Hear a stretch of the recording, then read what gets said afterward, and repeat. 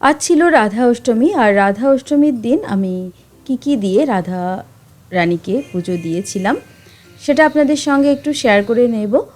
পুজোর পরে যখন বরের জন্য প্রসাদ বাড়ছিলাম তখন এই ভিডিওটা করে নিলাম।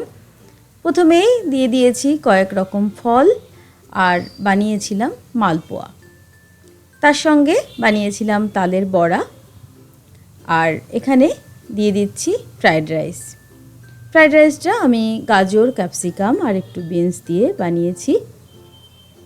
সবসময় খিচুড়ি বানাই, আজকে মনে হলো একটু ফ্রায়েড রাইস আর বেগুনি বানাই, তাই এটা বানালাম।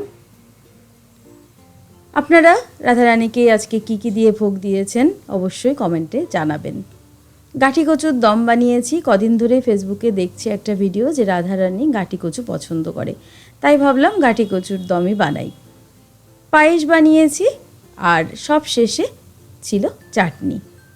এটা দিয়েই আমি আজকে রাধারানীকে ভোগ নিবেদন করেছি।